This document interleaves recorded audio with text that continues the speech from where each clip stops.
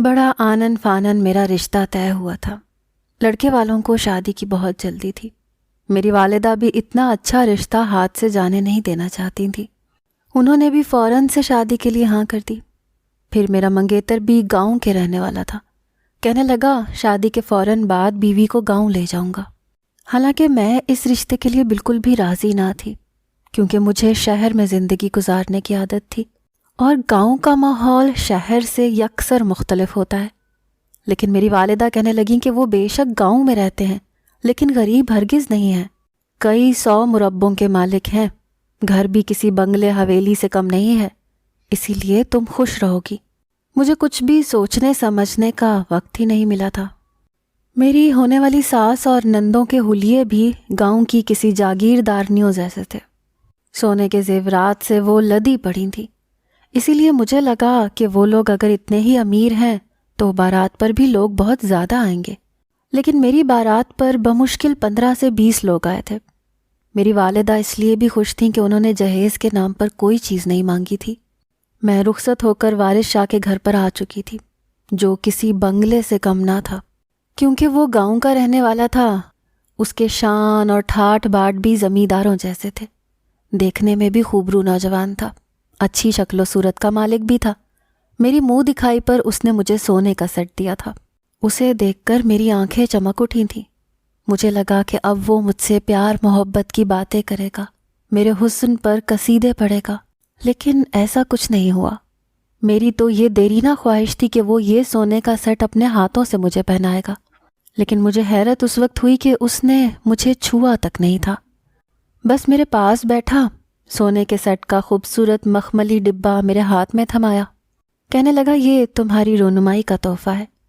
میں نے وہ سیٹ دیکھا اور ویسے ہی بند کر کے بیڈ پہ رکھ دیا۔ میں نے کہا بہت پیارا ہے۔ اس کے بعد وہ بیڈ سے اٹھ گیا، واش روم میں چلا گیا۔ واپس آیا تو آرام دہ لباس میں ملبوس تھا۔ مجھ سے کہنے لگا تم بھی جا کر چینج کر لو اور آرام سے سو جاؤ۔ یہ سن کر تو میں حیران سی رہ گئی۔ میں تو ڈھیر سارے خواب سے جا کر آئی تھی۔ پھر جو کچھ میں نے وارث کے بارے میں سن رکھا تھا، مجھے تو لگا تھا کہ وہ بڑی گرم جوشی کا اظہار کرے گا، لیکن مجھے تو لگا تھا وہ میری تعریف کرے گا، لیکن ایسا کچھ بھی نہیں ہوا تھا۔ اب میں ایک دن کی دلہن تھی، اس سے ایسی باتیں نہیں کہہ سکتی تھی کہ وہ اپنے رویے پر نظر رکھے۔ اسی لیے میں اٹھ کر اپنے کپڑوں کو تبدیل کرنے لگی، لیکن جب میں واش روم سے باہر آئی تو کمرے کی لائٹس بند تھیں، بس میرے بیڈ کی جانب کا ایک لیمپ کھلا ہوا تھا۔ مجھے یہ دیکھ کر حیرت ہوئی تھی، کیونکہ وارث تو بیڈ کے ایک جانب لیٹ کر سو چکا تھا۔ میں جتنا بھی حیران ہوتی اتنا ہی کم تھا۔ شادی کی رات بنا بیوی سے کوئی بات چیت کیے کوئی شخص کیسے سو سکتا تھا؟ بہرحال میں بیڈ کے دوسری جانب لیٹ گئی۔ میرا دل اس وقت بجھ کے رہ گیا تھا۔ کیا کچھ نہیں سوچا تھا میں نے۔ مجھے وارث سے ایسی بے رخی کی امید ہرگز نہ تھی۔ میں نے تو سنا تھا کہ میں وارث کی پسند ہوں۔ اس نے مجھے کسی شادی میں دیکھا تھا، اسی لیے اسے میں پسند آ گئی۔ حالانکہ میرے والد گاؤں میں رشتہ کرنے کے حق میں نہ تھے، لیکن وارث نے کہا کہ وہ مجھے منہ مانگے حق مہر کی رقم دینے کو تیار ہے، لیکن شادی مجھ سے ہی کرے گا۔ میری والدہ بھی ان کے اثر و رسوخ سے کافی متاثر تھیں۔ میں تو بڑی خوش تھی کہ میں وارث کی پسند ہوں، اسی لیے شادی کی رات تو وہ میرے حسن کے قصیدے ہی پڑھتا رہے گا، کیونکہ میں واقعی خوبصورت لڑکی تھی۔ لیکن ایسی بھی کیا نیند کہ انسان اپنی بیوی سے 2 لفظ بھی نہ کہہ سکے اور سو جائے۔ غم و غصے سے میری آنکھوں سے آنسو جاری ہو چکے تھے۔ روتے روتے نہ جانے کب میری آنکھ لگی۔ صبح مجھے لگا جیسے کوئی میرا ہاتھ ہلا رہا ہے۔ میں نے موندی موندی آنکھیں کھولی تو سامنے وارث کھڑا تھا۔ کہنے لگا سوتی رہو گی، چلو اٹھو، صبح کے 9 بج گئے ہیں۔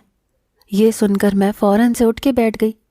پھر وہ میرے برابر میں بیٹھ گیا، میرے نروٹھے چہرے کو دیکھ کر مسکرانے لگا۔ کہنے لگا تمہیں برا لگ رہا ہوگا کہ رات کو میں نے تم سے کوئی بھی بات نہیں کی، لیکن ہمارے ہاں رواج ہے، ہم پہلی رات بیوی کے ساتھ تعلق قائم نہیں کرتے۔ آج دوپہر کو ہی ہم لوگ گاؤں کے لیے نکل جائیں گے اور میں تمہارے سارے خواب وہاں حویلی جا کر پورے کروں گا۔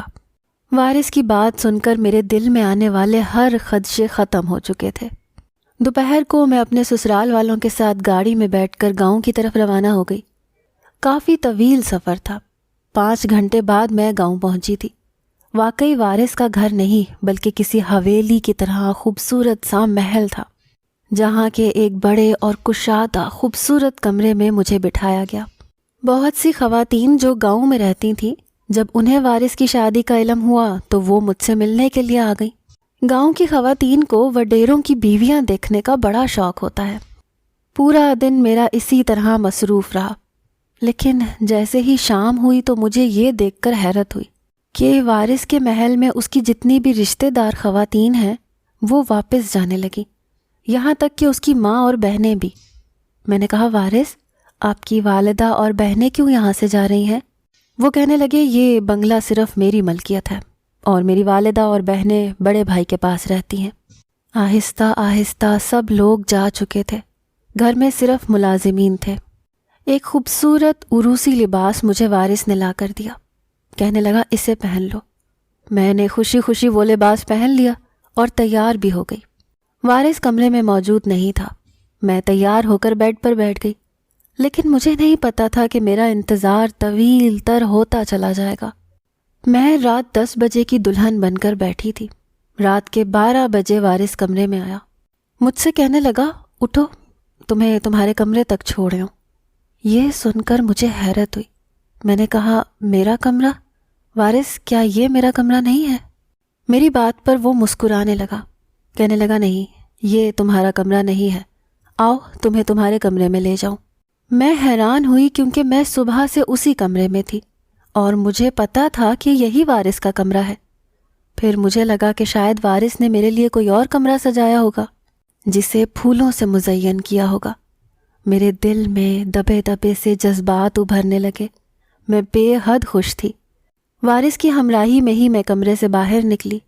مجھے لگا شاید وہ اپنے اس محل نما گھر کے اوپر کے پورشن میں مجھے لے کر جائے گا، لیکن جیسے جیسے میں وارث کے قدموں کی تقلید کر رہی تھی مجھے حیرت ہو رہی تھی، کیونکہ وہ مجھے بیرونی دروازے کی طرف لے کر جا رہا تھا۔ مجھے حیرت کا جھٹکا اس وقت لگا جب وہ مجھے اپنے محل سے باہر لے کر آ گیا۔ میں دلہن بنی سجی سنوری ہوئی تھی۔ وہ مجھے لے کر باہر آیا۔ باہر گھوڑے کی ایک بگھی سی کھڑی ہوئی تھی۔ اس نے مجھے اس میں بٹھا دیا، کہنے لگا، تم جاؤ، میں آتا ہوں۔ پھر بگھی چلانے والے شخص سے کہا کہ اس کو اس کی منزل تک پہنچا دو۔ وہ شخص حکم کو بجا لاتے ہوئے اپنی بگھی چلانے لگا۔ میں یہ نہیں جانتی تھی میں کہاں جا رہی ہوں۔ میں گاؤں کے ماحول سے بالکل انجان تھی۔ آج سے پہلے میں کبھی گاؤں آئی ہی نہیں تھی۔ نہ جانے رات کے اس پہر مجھے وارث نے کیوں اس بگھی والے کے ساتھ بھیج دیا تھا۔ خود بھی تو میرے ساتھ بیٹھ سکتا تھا۔ مجھے کچھ بھی سمجھ نہیں آ رہا تھا کہ میرے ساتھ ہو کیا رہا ہے۔ میرا دل تو سینے میں دھڑکنا بھول گیا تھا۔ جب وہ بگھی ایک خستہ سے پرانے سے مٹی کے بنے مکان کے سامنے کھڑی ہوئی، اس وقت پوری گلی میں سناٹا تھا۔ وہ گارے مٹی کا بنا ہوا گھر تھا۔ وہ شخص کہنے لگا، اترو بی بی، آ گیا تمہارا گھر۔ میں نے حیرت سے اسے دیکھا۔ میں نے کہا، یہ ہے میرا گھر؟ وہ کہنے لگا، جی ہاں، یہی ہے۔ یہ کہہ کر وہ بگھی سے نیچے اترا۔ میں بھی نیچے اتر گئی۔ وہ شخص لکڑی کے دروازے کے سامنے کھڑا ہو گیا جس پر زنجیر لگی تھی اور زنجیر پر تالا لگا تھا۔ اس نے جیب سے چابی نکالی اور تالا کھولا۔ دروازہ چرچراہٹ کی آواز سے کھل گیا۔ مجھے اس نے گھر کے اندر جانے کا اشارہ کیا۔ وہ بہت چھوٹا سا گھر تھا، چھوٹا سا صحن، سامنے بس ایک ہی کمرہ تھا۔ وہ کہنے لگا، آپ اس کمرے میں جا کر بیٹھ جاؤ، صاحب جی وہیں آئیں گے۔ میں بالکل سمجھ نہیں پا رہی تھی کہ یہ سب کیا تھا۔ شاید اس گاؤں کی کوئی فرسودہ رسم تھی، کیونکہ میری ساس بتا رہی تھی کہ گاؤں کی بہت عجیب رسم ہے۔ میں یہی سوچتے ہوئے جیسے ہی گھر کے اندر داخل ہوئی، اس شخص نے وہ لکڑی کا دروازہ بند کر دیا اور باہر سے تالا لگا دیا۔ یہ دیکھ کر تو میرا دل ہی سینے میں دھڑکنا بھول گیا تھا۔ میں نے کہا، آپ نے دروازہ کیوں بند کیا ہے؟ تو باہر سے آواز آئی۔ وہ شخص کہنے لگا، صاحب جی آ کر خود ہی کھول لیں گے۔ جانے کیوں لیکن میرا دل بہت گھبرا رہا تھا۔ وارث میرے ساتھ کیا کر رہا تھا؟ یہ بھی کوئی بات تھی؟ اتنا بڑا محل چھوڑ کر وہ مجھے یہاں مٹی کے گھر میں لے کر آیا تھا اور اس بوسیدہ سے کمرے میں لا کر بیٹھنے کے لیے کہا تھا، جہاں لائٹ تھی نہ پنکھا تھا، صرف ایک چارپائی بچھی ہوئی تھی۔ میں دلہن بنی سجی سنوری اس چارپائی پر بے دلی سے جا کر بیٹھ گئی۔ تقریباً آدھے گھنٹے بعد مجھے باہر کا دروازہ کھلنے کی آواز آئی، لیکن میرا موڈ سخت خراب تھا۔ میں نے سوچا تھا کہ وارث سے کہوں گی کہ ابھی کے ابھی مجھے محل لے کر جائے۔ یہ بھلا کیسا گھٹیا مذاق تھا جو اس نے میرے ساتھ کیا تھا۔ میرے کمرے کا دروازہ کھلا، ایک شخص کمرے میں داخل ہوا، اس کے ہاتھ میں لالٹین تھی۔ اس شخص کو دیکھ کر میرے ہوش اڑ کے رہ گئے تھے، کیونکہ وہ میرا شوہر وارث نہیں تھا، بلکہ وہ تو میرا ہی امان میرے ہی آفس میں کام کرتا تھا، اور پہلی ملاقات میری اس سے وہیں ہوئی تھی۔ میں نے نئی جاب اسٹارٹ کی تھی اور باس نے مجھے امان کے حوالے کر دیا تھا کہ وہی مجھے اس کام کی نوعیت سمجھائے گا۔ امان ایک خوش شکل نوجوان تھا اور خوش گفتار بھی تھا۔ خوبصورتی میں بھی کسی سے کم نہ تھی، اسی لیے بعض اوقات مجھے کام سکھاتے سکھاتے وہ پہلے تو کچھ زو مانی جملے بول جاتا کہ میں اسے دیکھتی رہ جاتی۔ میں ایک متوسط گھرانے سے تعلق رکھتی تھی اور جاب کرنا میری مجبوری تھی۔ میرا بھائی مجھ سے چھوٹا تھا اور ابھی یونیورسٹی کے آخری سال میں تھا۔ جب تک کہ اس کی نوکری نہ لگ جاتی، گھر کے اخراجات کی ساری ذمہ داری مجھ پر تھی۔ والد کافی بوڑھے ہو چکے تھے، اسی لیے گھر پر ہی رہتے تھے۔ ہم 2 ہی بہن بھائی تھے۔ ایک بار امان مجھے لیپ ٹاپ پر کمپیوٹر ڈیزائننگ سمجھا رہا تھا۔ میں کرسی پر بیٹھی تھی اور ٹیبل پر لیپ ٹاپ کھلا پڑا تھا، جس میں سے وہ مجھے ڈیزائننگ کے بارے میں بتا رہا تھا۔ ایک دم سے ہی سمجھاتے سمجھاتے اس نے کی بورڈ پر رکھے میرے ہاتھ پر اپنا ہاتھ رکھ دیا۔ میں بری طرح سے چونکی تھی، لیکن اس نے میرا ہاتھ نہیں چھوڑا۔ میں بری طرح سے نروس ہو رہی تھی۔ وہ بالکل میرے عقب میں کھڑا تھا، اپنا چہرہ وہ میرے چہرے کے قریب لے آیا، دھیرے دھیرے میرے کان کے قریب آ کر کہنے لگا، تمہارے ہاتھ بے حد نرم و ملائم ہیں، کسی ریشم کی طرح۔ تم خود بھی بے حد خوبصورت ہو۔ اس کی باتیں مجھے بے حد بری لگی تھیں۔ میں نے کہا، میرا ہاتھ چھوڑیں۔ میرے سخت لہجے کو دیکھ کر اس نے فوراً سے میرا ہاتھ چھوڑ دیا، خود بھی پیچھے ہٹ گیا۔ میں کھڑی ہو گئی۔ میں نے کہا، آپ کو شرم نہیں آتی ایسی باتیں کرتے ہوئے؟ میری بات پر وہ کچھ خجل سا ہو گیا، کہنے لگا، آپ مائنڈ کر گئیں، میں تو بس یوں ہی کہہ رہا تھا۔ اگر آپ کو میری باتیں پسند نہیں تو ٹھیک ہے، میں آئندہ نہیں کہوں گا۔ میں نے کہا، جی ہاں، مجھے آپ کی اس قسم کی باتیں بالکل بھی پسند نہیں ہیں، اسی لیے آپ آئندہ اپنے کام پر ہی فوکس کیا کریں، مجھ پر نہیں۔ میرے سخت لہجے سے کہنے پر اس نے 2 منٹ میری آنکھوں میں دیکھا، جہاں صرف غصہ تھا۔ پھر وہ میرے کمرے سے باہر نکل گیا۔ ایک دن مجھے آفس میں کافی دیر ہو گئی۔ جب تک میں بس اسٹاپ پر پہنچی میری بس نکل چکی تھی، اور اب 1 گھنٹے سے پہلے وہاں پر میرے روٹ کی بس آنے کے کوئی چانس نہیں تھے۔ میں بے حد پریشان تھی۔ سیلری ابھی مجھے نہیں ملی تھی، اسی لیے پرس میں بس صرف بس کے کرائے جتنے ہی پیسے تھے۔ میں بار بار گھڑی دیکھ رہی تھی اور کوفت کا شکار ہو رہی تھی۔ جب ہی امان کی بائک میرے بالکل سامنے کھڑی ہوئی، کہنے لگا، مس مہک، آپ کی بس تو 1 گھنٹے سے پہلے نہیں آئے گی، آئیے بیٹھیے، میں آپ کو چھوڑ دیتا ہوں۔ میں نے کہا، جی نہیں، بہت شکریہ، جب بس آئے گی میں چلی جاؤں گی۔ یہ کہہ کر میں نے اپنا رخ بدل لیا۔ وہ کہنے لگا، موسم بھی ابر آلود ہے، اگر بارش ہو گئی تو بہت مشکل ہو جائے گی آپ کے لیے، آئیے بیٹھیے، میں آپ کو چھوڑ دیتا ہوں آپ کے گھر۔ مجھے اس شخص کے ڈھیٹ پن پر غصہ آنے لگا۔ میں نے اسے کوئی جواب نہیں دیا۔ وہ بار بار مجھ سے یہی کہہ رہا تھا کہ میں اس کی بائک پر بیٹھ جاؤں۔ میں نہیں جانتی کب اور کیسے، مگر بے ساختہ میں نے غصے سے اس کے منہ پر تھپڑ مار دیا۔ میں نے کہا، آپ کو سمجھ نہیں آتی؟ میں نے کہا ہے نا مجھے آپ کے ساتھ نہیں بیٹھنا، کیوں بار بار پریشان کر رہے ہیں مجھے؟ میرے بے اختیار عمل کے نتیجے میں وہاں کھڑے نوجوان امان کو دھمکیاں دینے لگے، کہنے لگے، تمہیں شرم نہیں آتی؟ لڑکی کو دیکھ کر پریشان کر رہے ہو، اگر تم باز نہیں آؤ گے تو تمہارا بہت برا حشر کریں گے۔ بہت سے لوگ وہاں موجود تھے۔ امان غصے سے بائک کو اسٹارٹ کر کے تیزی سے وہاں سے چلا گیا۔ اس کے بعد وہ آفس میں مجھ سے بات نہیں کرتا تھا۔ میں نے بھی اس بات پر شکر کیا۔ 6 ماہ تک میں نے آفس میں کام کیا، امان نے مجھے دوبارہ ایک نظر دیکھا بھی نہیں۔ جیسے ہی میرے بھائی کی اچھی جاب لگی، ابو نے مجھے کام کرنے سے منع کر دیا، اور میری والدہ نے میرے لیے رشتے دیکھنا شروع کر دیے۔ انہی دنوں میرے بہت سے رشتے آئے، لیکن عجیب بات یہ تھی کہ جب وہ مجھے دیکھنے آتے تو میں انہیں پسند آ جاتی۔ بڑی خوشی خوشی وہ ہمارے گھر سے جاتے، لیکن پھر ہمیں یہ جواب ملتا کہ لڑکے والوں کو لڑکی پسند نہیں آئی۔ مجھے یہ سن کر بڑی حیرت ہوتی تھی، کیونکہ میرا شمار ایسی لڑکیوں میں نہیں ہوتا تھا کہ جسے دیکھ کر لوگ ناک اور منہ چڑھائیں۔ جو بھی مجھے دیکھنے آتا تھا منہ پر میری تعریف کرتا ہوا ہی جاتا تھا، یہی کہتا تھا کہ ہمیں تو آپ کی بیٹی بہت ہی پیاری لگی ہے۔ اگر ایسا ایک بار ہوتا تو میں سمجھتی کہ شاید یہ بات انہوں نے میرا دل رکھنے کے لیے کہی ہے، لیکن مجھے حیرت تھی کہ ہر آنے والا رشتہ مجھے پسند کر کے ہی جاتا تھا، لیکن پھر سننے میں آتا کہ انہیں میں پسند نہیں آئی۔ انہی دنوں میں اپنی دوست کی شادی پر گئی، جہاں کسی کی تیز نظریں مجھے خود پر محسوس ہو رہی تھیں۔ میں نے ہر جگہ دیکھا کہ نہ جانے کون مجھے دیکھ رہا ہے، لیکن مجھے کوئی بھی ایسا نظر نہیں آ رہا تھا۔ خیر، میں نے اس بات کو نظر انداز کر دیا، لیکن مجھے ابھی اپنی دوست کی شادی سے فارغ ہوئے چند دن ہی گزرے تھے جب وارث کا رشتہ میرے لیے آ گیا، اور ان لوگوں کا کہنا تھا کہ انہوں نے مجھے میری دوست کی شادی پر ہی دیکھا تھا اور میں وارث کو بے حد پسند آ گئی۔ اسی لیے اس نے اپنے گھر والوں کو بھی گاؤں سے شہر بلا لیا۔ جب تک میرے والدین سے ہاں نہیں کروا لی، ان لوگوں نے میرا پیچھا نہیں چھوڑا تھا۔ نہ اس وقت انہوں نے جہیز مانگا، نہ کوئی ایسی بات کہی کہ جس سے ہم اس رشتے سے انکار کرتے، لیکن میں نہیں جانتی تھی کہ یہ سب ایک ڈھونگ ہے۔ ساری سچائی تو مجھ پر اس وقت کھلی جب سامنے میں نے وارث کے بجائے امان کو دیکھا۔ بڑی کمینگی سی مسکراہٹ اس کے چہرے پر پھیلی ہوئی تھی۔ اسے دیکھ کر تو میری رنگت فک پڑ گئی۔ میں نے کہا، تم یہاں؟ وہ کہنے لگا، ہاں میں یہاں، یہ میرا ہی تو گھر ہے۔ یہ سن کر میں فوراً سے کھڑی ہو گئی۔ میں نے کہا، یہ تمہارا گھر ہے تو وارث نے مجھے یہاں کیوں بھیجا ہے؟ میں فوراً سے دروازے کے پاس جانے لگی تاکہ کمرے سے باہر نکل سکوں، لیکن اس نے میرا ہاتھ پکڑ کر مجھے کمرے سے باہر جانے سے روکا۔ کہنے لگا، کہاں جا رہی ہو؟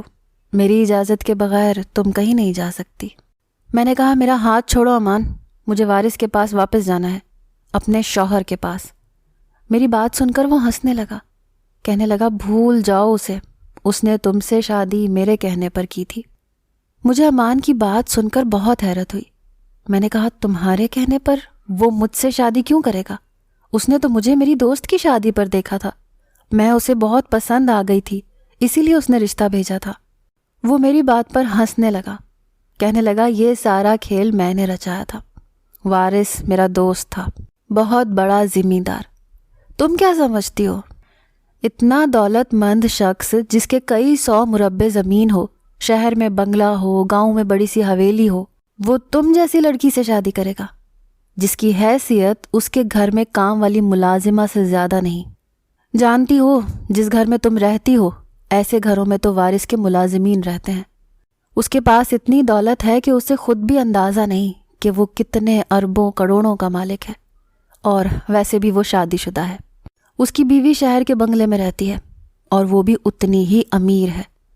تم سے شادی تو اس نے صرف میرے کہنے پر کی تھی۔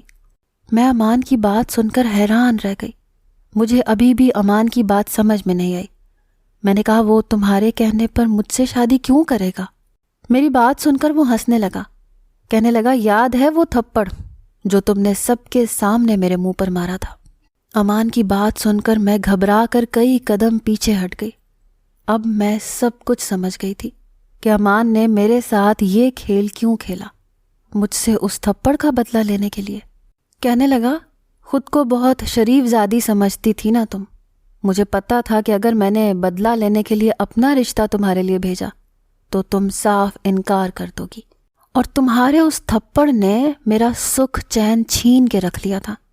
اتنی اہانت تو کبھی کسی نے میری نہیں کی جتنی تم نے کی تھی۔ یہ 6-8 مہینے کا عرصہ میں نے بڑی مشکل سے کاٹا ہے، سمجھو کہ کانٹوں پر بسر کیا ہے۔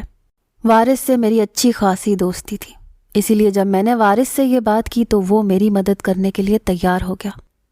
مجھے پتا تھا کہ جب وہ تمہارا رشتہ مانگے گا تو تمہارے گھر والے کبھی بھی انکار نہیں کریں گے، وہ تو اپنی بیٹی کی خوش قسمتی سمجھیں گے۔ اس کی باتیں سن کر میں پھٹی پھٹی آنکھوں سے اس کو دیکھ رہی تھی۔ اس بات کو تو میں کب کا بھول چکی تھی جس کا بدلہ لینے کے لیے اس شخص نے اتنی بڑی چال میرے ساتھ چلی تھی۔ میں نے کہا، میں نے تم جیسا گھٹیا انسان نہیں دیکھا، مجھے اندازہ نہیں تھا کہ تم اس قسم کا کھیل میرے ساتھ کھیل سکتے ہو۔ میری بات پر وہ ہنسنے لگا، کہنے لگا، مرد کبھی بھی عورت کے ہاتھوں اپنی اہانت برداشت نہیں کرتا، اس کا بدلہ ضرور لیتا ہے۔ میں نے اس سے اپنا ہاتھ چھڑوانے کی کوشش کی، لیکن اس شخص نے اپنا بدلہ لیے بغیر مجھے بخشا نہیں تھا۔ 3 دن مجھے اسی بوسیدہ سے کمرے میں امان نے رکھا تھا، اپنی اہانت کا بدلہ جیسے چاہے ویسے لیا تھا۔ 3 دن بعد اس نے میرے منہ پر طلاق نامے کے کاغذ مارے تھے۔ کہنے لگا، وارث نے تو تمہیں اسی دن طلاق دے دی تھی جس دن وہ تمہیں بنگلے میں لے کر آیا تھا۔ یہ کاغذ بھی اس نے مجھے پکڑا دیے تھے۔ جب اس کے پاس جاؤ تو اس لڑکی کو پکڑا دینا۔ ساتھ میں اس نے مجھے ایک کراچی جانے کی ٹکٹ دی۔ کہنے لگا، یہ لو، اب تم اپنے گھر جا سکتی ہو، کیونکہ مجھے تمہارے ساتھ زندگی تو بسر کرنی نہیں تھی، صرف اپنا بدلہ لینا تھا جو میں لے چکا ہوں۔ یہ کہہ کر وہ کمرے سے باہر چلا گیا۔ میں اپنی پھوٹی قسمت پر رو رہی تھی، یہ سوچ رہی تھی کہ میرا کیا قصور تھا، صرف یہی کہ میں نے ایک شخص کی بدتمیزی پر اسے تھپڑ مارا تھا۔ یہ ہے ہمارا اسلامی جمہوریہ پاکستان، جہاں دن دہاڑے لڑکیوں کے ساتھ لڑکے بدتمیزی کرتے ہیں، اور اگر وہ ان کی بدتمیزیوں پر انہیں تھپڑ مار دیں تو ان سے اس طرح سے بدلہ لیا جاتا ہے، ان کی عزت کو تار تار کر دیا جائے، اور یہاں انہیں کوئی بھی پوچھنے والا نہیں ہے۔ اگر میں پولیس کے پاس جاتی تو بجائے وہ میری مدد کرنے کے اور مجرم کو پکڑنے کے، وہ بھی میرے ساتھ وہی کھیل کھیلتے جو امان نے کھیلا تھا۔ اگر میں عدالت کا دروازہ کھٹکھٹاتی تو وکلا مجھ سے ایسے ایسے سوال کرتے کہ مارے شرم کے شاید میں زمین میں دفن ہونا پسند کرتی۔ یہاں عورت کے ظلم کی سنوائی کہیں نہیں ہوتی۔ میں برباد ہو کر واپس اپنے گھر کی دہلیز پر کھڑی تھی۔ میں نے دروازہ کھٹکھٹایا، میری والدہ نے دروازہ کھولا۔ مجھے یوں اپنے سامنے دیکھ کر وہ بری طرح سے گھبرائیں تھی۔ میں مرے مرے قدموں سے اپنے گھر میں داخل ہوئی۔ وہ کہنے لگی، تمہیں کیا ہوا ہے؟ اکیلی آئی ہو؟ وارث کہاں ہے؟ میں پھوٹ پھوٹ کے رونے لگی۔